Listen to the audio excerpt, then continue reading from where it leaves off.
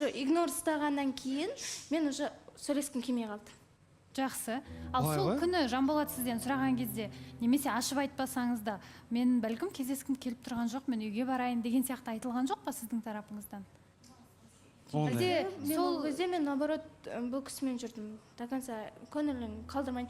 Одан да мен бұл кісіні концертке шақырдым, жүріс бірге барайық деп. Бұл кісі өзі кетіп қалды. Жұмысым деді да кетіп қалды. Жүріс біз қыдырып қайтайық, хотя бы кішкене концертте көңіл көтеріп қайтайық десек те, ол кезде тұрды да автобустан түсіп жұмысына кетті.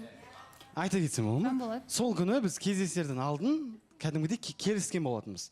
Осындай менде сағат 8-ге дейін уақытым бар. Біз жолға сөйлесек, одан кейін мен ары қарай жұмысыма кетем деп алдын ала ескерту болды. Біз кездескеннен кейін одан кейін барып айтқан жоқпын, жоқ мен жұмысқа кетуім керек деп ойбай деп кетіп қалған жоқпын. Сол күні алдын ала менде сағат 8-ге дейін уақытым бар деп астын түртіп тұрып жазған болатын, айтқан болатын. Дұрыс қой. Енді сол кездесуден кейін дейсің да бір қызығушылық сен тараптан, мен тараптан болмады. Енді менде әртүрлі күдік болды. Себеп сол кездесуден кейін сіздің история инстаграмда заметки деген дүние бар ғой. Сол жерде бір странный жазулар пайда бола бастады, сағыныш туралы әңгімелер. И мен не ойлаймын одан? Мен бұрынғы ара қатынасын бұл кісі сағынып жүр, соны ұмытпады деген ой. Себебі бұл кісі он туралы маған ашып айтпайды. Айтып алайыншы өтініш, ол туралы толығырақ ашып айтпағаннан кейін мен не ойлауым керек? Ондай дүниелерді көріп отырам да, өткен сағым жүр екен ғой, дым етпейді деп күліп сөйлесіп кете алмаймын ғой. Ол туралы білгім келеді, просто бұл кісінің тарапынан оны ашып айту болмайды. Баласа ханым. Енді былай айтайық енді Баласа ханым. Бұл таныстықтың бұламығын шығар жерді ғой, былай айтқан кезде ше. Шынымен алдындағы ойбай кеудесін көк көріп отқан Жанболат желі шығып отыр бүгін. Шынымен де.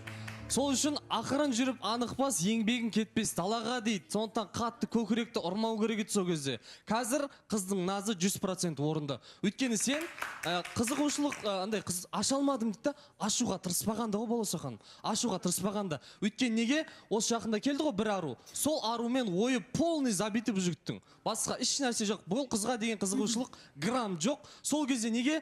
Сол момент Жанболатқа өзіне ең ыңғайлы момент болды. Сәл де болсын өзін жақсы жағынан көрсетіп алуға. Сол моментті пайдаланды да, одан кейін қыз уже интересінен кетіп қалды. Дальше Аида келді, и сонымен кетіп қалдың да сен. Ол нәрсе бауырым, мужчинаны негіз красить етпейді. Сен маған осы жерде отқан кезде бүйтіп тұрып, ұрандатып тұрып айттың да, мен сол кезде олдым, мына жігіт негізі маған дұрыс айтып жатыр. Менің бәлкім содан шыққаннан кейін ашуланғаным орынды емес шығар. Алдағы уақытта бірақ жақсы болып жатса, мен бұл жігіттің арқасын қағам деп. Бірақ қазір саған бауырым, ішім қатты ашып отыр ше. Сондықтан да бір нәрсе айтатын кезде жігіттер, қыздар сәл түйіп, ойлап алдағы уақытта кішкене болмай қалса ше деген сияқты нәрсемен ойлануым керек. Мен айта кетсем, алдағы уақытқа айт. Бұл жерде мен айтып тұрмын. Дұрыс қой, мен тараптан қызығушылық қадамдар болмаса, сен сөйтіп айтсаң жөн еді. Мен тараптан қадамдар болып жатып, бұл кісінің артқа қарай шегінуінде мәселе болып тұр. Мен сол себептен дәл қазір осы әңгіме, осы тақырып қозғалып отыр. Жоқ, Жанболат, қараш сен өзің көрсету дейсің, аға бауыр. Айтып алайын, өзің көрсету де отырсың. Өзім көрсететін болсам, мен ол жерде бұндай қадамға бармайтын едім. Олсыз да мен қадамдар көп жасай алам. Мүмкіндігім көп. Уже жасай алам деген нәрсе, ол Баласа ханым ауа әңгіме деп ойлаймын. Бұл жақта шегіндім дейтіндей, сен қыз бала емессің ғой бауырым, шегіндім дейтіндей. Сен аламанға кірдің ба? Сенің астында мықты сайгүлік бар ма? Сен салымды салуың керексің. Сайгүлігім болдырып қалды менің. Ернар, бұл балаға уже анандай ғой, ол шабандозға байланысты. Көрдіңіз ба? Сен дұрыс ухаживать етпегеннен кейін ол сенің сайгүлігің болдырып қалады. Ол мықты сайгүліктер, шабандоз егер мықты болатын болса, болдырмайды бауырым. Сағыныш демекші, мен келген кезде айттым, менде ара қатынас болмады дедім. Сағыныш дейтінде бұл кісіні қалай айтсам, өзінің қолдаушылары Аидамен көп қосатын. Сол өзі сағынып жүрма деп ойлап қалам енегді. Баласа ханым. Осы Жанболаттың сізді сағынып жүр дегені қайдан шықты? Жоқ, сіздің айттыңыз ғой, өткенін сағынып жүрма дедіңіз ғой. Сол ой қайдан пайда болды? Мен ол жағын айта кетсем бола ма? Инстаграмда заметкида мен өзімнің сестренкамды сағынып жүрген кезде жазған болатын. Бұл кісі дұрыс түсінбей қалды. Менен сұраса болатын еді, сен кімді сағынып жүрсің? Кім бұл десе, мен айтатын едім өзім жеке. Енді мынандай дүние ғой, мен оны қалай түсінемін? Сіз басқа оймен түсінгенсіз ғой? Жексенбі күні болған. Не болған өзің білесің. Сол күні мен тарапқа қарай қатты айтқым келмеді. Көп нәрсені менен сол күн жасырып отқаннан кейін мен қалай түсінемін оны? Ана жерге сағыныш туралы әңгіме жазып қоясың. И мен тупа тұрамын да, бұл сестрасын сағынып жүр екен ғой деп айтпаймын ғой. Сен менен итаки көп дүние жасырып жүрсің ғой. Нені жасырмаймын? Балауса ханым. Жанболат, іңкәр, бір-бірлеріңізді түсінсе алмай жүрсіздер ғой бір-бірлеріңізбен. Негізі, иә, біз алдында да ұрысып қалған болатынбыз. Енді бір жерде осылай жазылды, сағындым деген болды, сіз оны Оны керісінше түсініп қалған бұл кісі. Мен толықтай бұл кісіменен сұрасам, мен айтар едім, мен сразу оған жеке шығып айта салмаймын ғой. Мен стаметкеге өйстіп жазып едім, мен олай не демес деп өзім жазамаймын ғой. Ол кересі менен сұраса, мен айтатын едім да ол кісіге. Бірақ ал сіздің көңіл күйіңіз болмаған кезде, сұраған кезде неге айтпадыңыз? Ол жеке проблемалар болды. Вот. Ол кісі де жеке проблемасын өзі де жасырады ғой. Менде, я имею тоже право оны жасыруға. Мен просто проблемаларымды таныстықтың арасында келіп тіреп қоймаймын да, ол біздің арамызда тұрып қалған тас сияқты да ол. Мен ар жаққа барамаймын проблемаңды. Сен бері қарай өте алмайсың деген сияқты ғой. Жанболат, сен еркексің. Мен сөйлеп алайын абылай. Мен сөзім аяқтап алайыншы. Сабыр, тыңдайықшы. Мынандай дүние ғой. Сол күн айтылмаған дүниелерден кейін менде күмән, күдік деген әр адамда пайда болатын дүние. Абылай, сенің өзің, например, мына күн бірінші келген кезде бұл маған пранк, бұл просто келген сияқты деп айдананы қозғап кеттің да.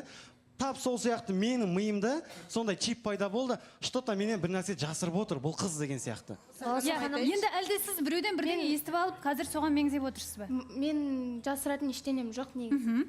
Бірақ өзімнің жеке проблемамды өзім шешіп алғым келеді.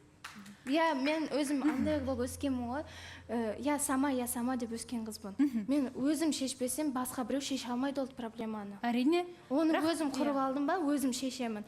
Үйті оны мен бүйтіп таныстыққа келіп тіреген жоқпын ол проблеманы. Ол өзі алып келіп тұр сол проблеманы. Мені осы жаққа тіреп тұр сол проблема.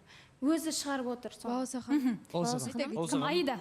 Иә, енді біреу үміткерін ашалмай жүр, ашылмайды деп жатыр, біреулер жаба алмай жүр, әлектеймін да.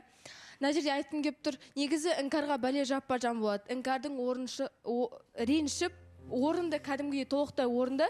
Өйткені неге өткенге көз жүгіртсек, өткен қатысушы келді, иә? Сол кісінің саған айтқан әзілінен кейін, содан кейін сенің емешегің езіліп қалды да сол кісіге. Іңкарға деген қызығушылығың жоғалып кетті. Және де саған жасырын бір жаннан сыйлық келген болатын, соны күліп қабыл алдында өтірік сыйластықпен деп, сен сол кісіні күттің, ал іңкарға деген сенің толық сыйластығың өшті. Және стримді айтып жатыр ғой, стримда сенің әркімді бір еркелетіп отыратын, әркімге бір үміт беріп отыратының жасырын емес, оны мен де көрем. Болса, айта кетсем ол, жауап берсем, Айдан қозғап кетіп жатсың да, получается, солай ма? Ол менің досым. Ол менің ескі танысым. Ол кісімен біз жарты жылдан ұзақ уақыт бір-біріміз көрген жоқпыз. Ол сенің досың болса. Мен айтып алайын, мен сен тыңдап отырмын ғой. Сөзім бөлмеш, пожалуйста. Айтып ал. Бір-бірімізді жарты жылдан ұзақ уақыт көрмедік. Біз сағыныш, достық сағыныш деген бар. Сен де түсінбеулерің мүмкін. Ой, Жанболат, тоқташы осы жерден. Балауса ханым, мен тыңдап алайын. Сұрағыңа жауап бермейін ба сенің? Жоқ, тоқта. Жаңа айтып жатыр ғой, енді доспыз, жарты жылдан артық көріспедік депші. Жанболат, ол сенің іс-әрекетіңмен сөзің вообще сәйкес келіп тұрған жоқ. Өйткені сол күннен кейінгі қолдаушыларың сендерге любовный прям күшті видео жасап берген кезде сен соны мақтан шығып біреуін қалдырмай алып кеткен болатынсың. Сол күні мен сенен сұрағам, іңкәр ренжіп қалмай ма, осы ісіңе өкінбейсің ба деп. Сен сол кезде оның ренжитіндей жөні жоқ деп қана жауап бердің. Как думаешь енді, қыз баласы бәле жапқаның орынды ма? Жанболат. Жасырын кездесіп жүрген жоқпыз ғой, құрметті болса. Осы жерде болып жатқан дүние маған оқырмандарым кәдімгідей бір айтсам бола ма? лебіз ретінде жіберіп жатыр ғой, енді бұл кісілерді көрмегелі қанша уақыт өтті деген сияқты. Абылайхан. Мен мына жерде Ернар сен қосылғым келген ба? Ойланып алыңыз, асықпай, бізде дәл қазір жарнамадан кейін жалғастырамыз.